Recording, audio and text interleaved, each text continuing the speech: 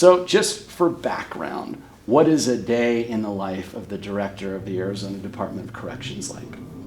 Every day is different. So a day like today, have some meetings, operate out of my security operations center, checking in on how things are going on our close custody yards.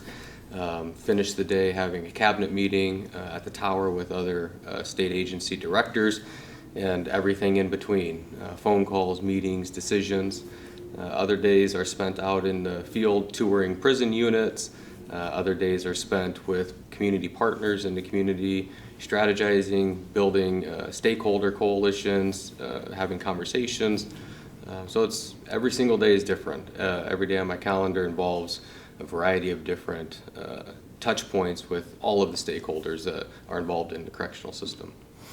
If you take a look at the website and information about you, you see the phrase Reimagining Corrections. What does that mean? It means having the autonomy as an agency and really as individual stakeholders in the agency, from frontline staff all the way to the director and all 9,500 people in between, to really think about how do we redefine and reconceptualize what it means to do corrections. You know, it's 2025. Reimagining Corrections became our vision in 2023. But it's time that corrections here in Arizona look a little bit differently, right? When I came in here under Governor Hobbs, it was very clear from people, all walks of life, all political parties, all ideologies agreed that the correctional system needed a different approach. It needed a wake-up call. A lot of years of litigation, a lot of problems in the institutions, healthcare struggles, staffing struggles, everything in between, right? And so it was important for me to start building a foundation for staff and for the team that gave them really the support that they need to approach their job differently. Because if we expect a different result, if we expect a different system, we have to approach things differently than we have in the past. Have you faced resistance from longtime DOC employees? I mean, you think of a warden, somebody who's risen through the ranks, and they probably have a way of doing things that they believe is the way to do it. Have you faced pushback from some people within the department? Well, absolutely, but it's not pushback that was unexpected, and it's certainly not pushback that defines the staff of the agency. I would say, in my experience interacting with the staff across the state, a significant majority of them absolutely buy into what we're doing, absolutely support the roadmap and the strategies that we're implementing, that we've been implementing for over 2 years now. But certainly we've had resistance. Certainly we've had people who have worked in this system for 20, 30, 40 years who don't want to do things differently. They don't see anything wrong with the operations of the past. Or they don't want to put in the time to learn things differently. They don't want to put in the time to approach their job differently. And so we've certainly experienced that, but it's nothing that wasn't expected. We've had a couple of former wardens reach out to us, a couple of current DOC employees, and pointed out several things that they don't like about your policies. But the one that I wanted to focus on here is this criticism or this accusation that your department is taking some maximum security inmates and moving them into closed custody. And their argument is that is making things more dangerous for the inmates and the staff. Is there any validity to that accusation? Well, it's certainly accurate that there's a process for moving an inmate from maximum custody down to close custody.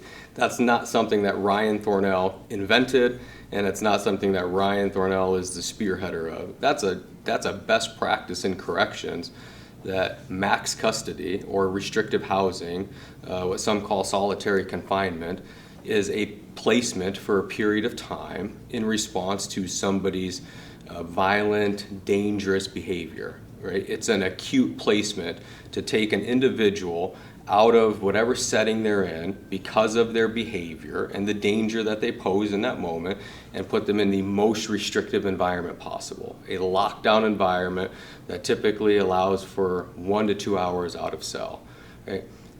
It's a common corrections practice, it's a best practice that you only keep that individual in that setting for the amount of time necessary to address whatever that risk is, whatever that threat level is, to ensure compliance with behavior, to have them enrolled in programming if that's appropriate, right? And you start figuring out where they move from there back into the classification custodies, right? The next step down from a max placement is close custody, which is our highest custody level outside of our restrictive housing solitary confinement practice. And so you re-examine each of those placements on an interval, whether it's every 60 days, every 180 days, or annually. You look at each one of those individuals and ask, how long do they need to stay in this solitary environment? Is their behavior still warranting that placement? Or have they done what's necessary to move into that next custody level? And so you take an individual who maybe was there for 10 years, and you start really having to ask those questions of what's the risk to keep them in solitary confinement or max custody versus moving them to a very high custody yard. Right? And so that absolutely is a practice. That absolutely is something we're doing, just like every other Department of Corrections across the country must do. It's a practice, and we're doing that here. Was it a mistake to move Ricky Wassennar out of max custody into close custody? Well, listen, hindsight's always 20/20, right? So knowing what I know today, should we have moved him out of max custody? Yes, we should have. Would I do it with the facts that I have at my disposal today, knowing what he did? Then no, I wouldn't. But the practice was a sound practice. It's still a sound practice.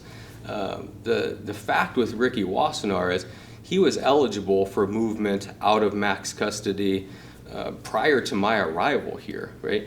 As were hundreds of others. There were not reviews being done when I arrived here, and so we had a backlog of people sitting in max custody who hadn't been reviewed at all. They hadn't been reviewed in accordance with policy. They hadn't been reviewed in accordance with best practice. And so we went through them case by case. Mr. Wassennar was one of them. When he was first reviewed, my time here in January of 2023, we denied his placement moving out of max custody because we wanted to see a full year with us here, with me as the director, because I wasn't here when Mr. Wassennar committed his crimes. I wasn't here when hostage event took place.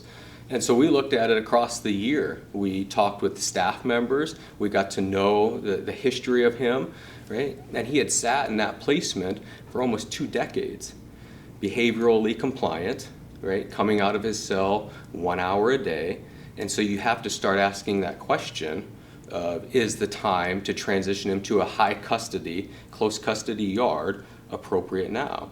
And so that decision was made in 2024.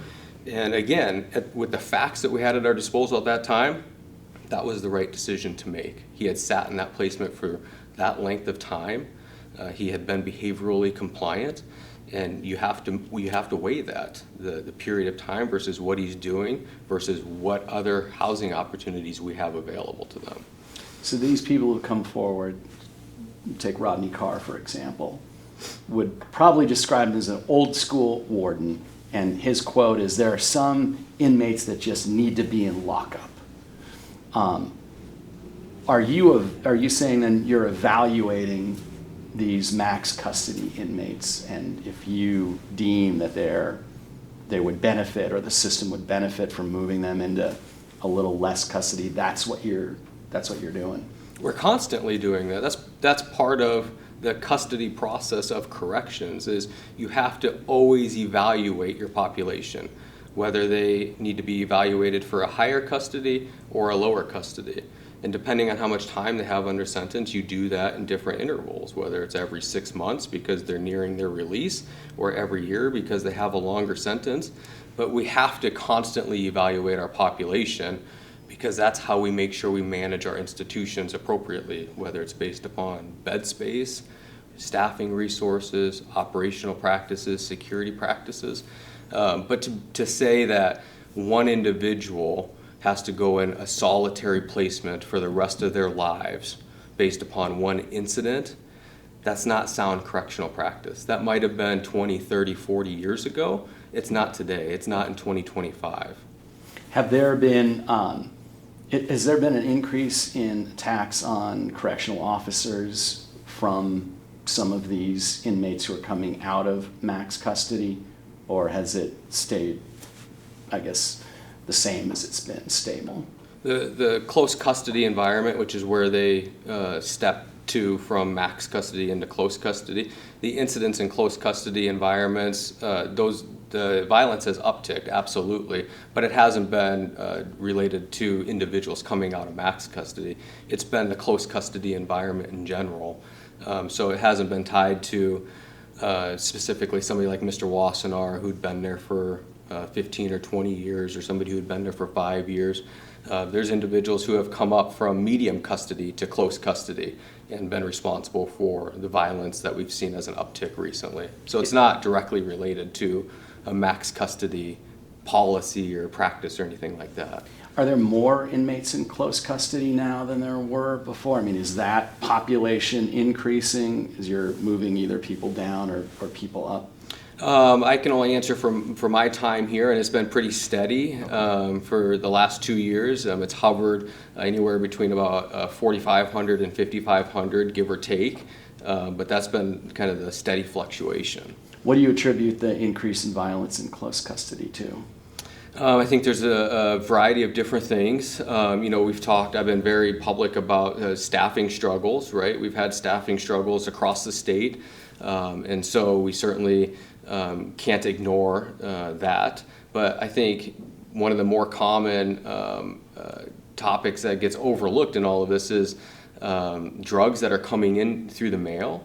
We've also talked about that publicly. And we're seeking some support to implement some strategies to combat that. But when you have mail being sent in that's soaked with illicit drugs that individuals are able to consume, it changes their behavior erratically, which increases violence.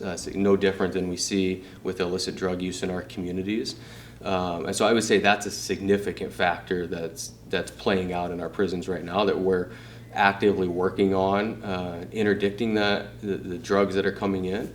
But so contraband overall, I would say captures that piece.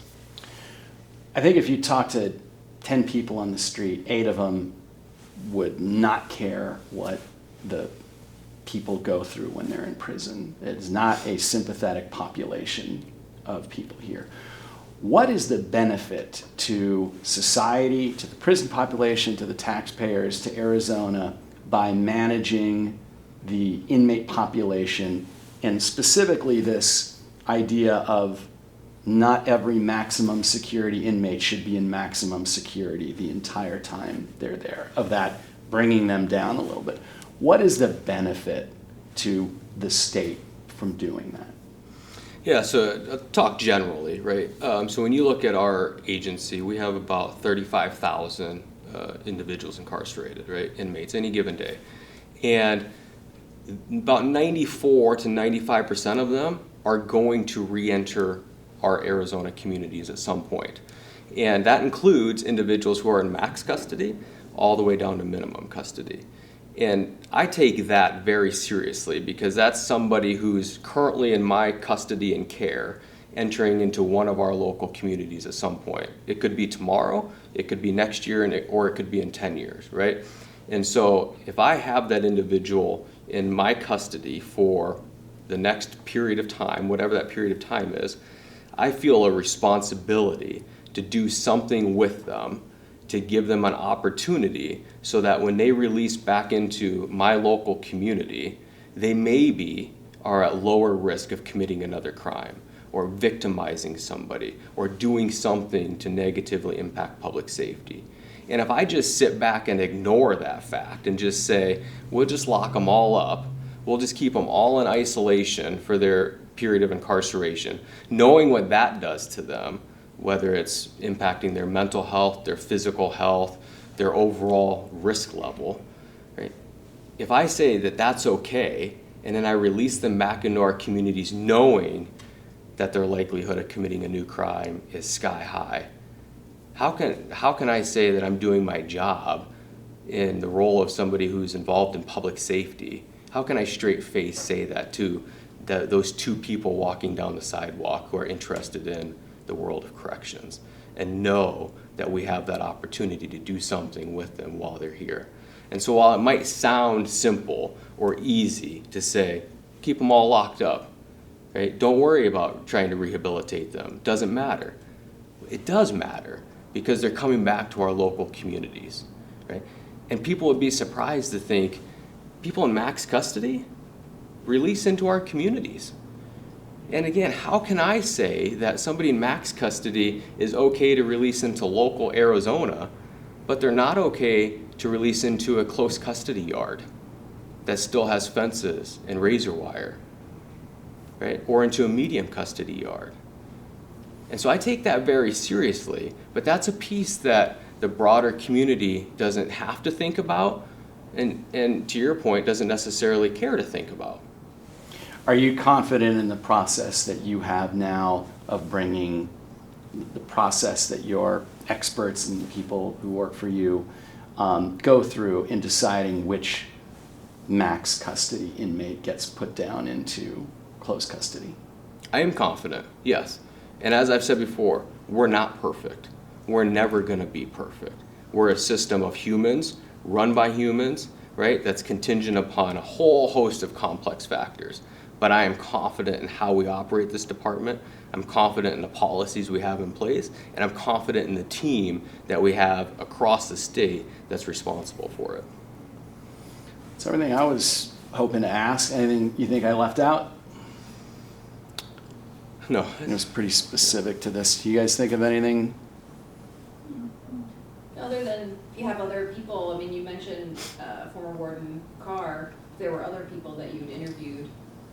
People who reached out to us. Carr is the one that we have on camera. Yeah. And so, yeah, that and the people come up with all kinds of criticisms, and sometimes criticisms are valid, sometimes they're not. I try to weed it out and focus on, okay, this isn't, I think there's a legitimate debate about what we just talked about this idea that you have a good point about bringing people into this before they get released, and there are probably people here that people are being brought out of max custody. I think there are some valid concerns, so I think.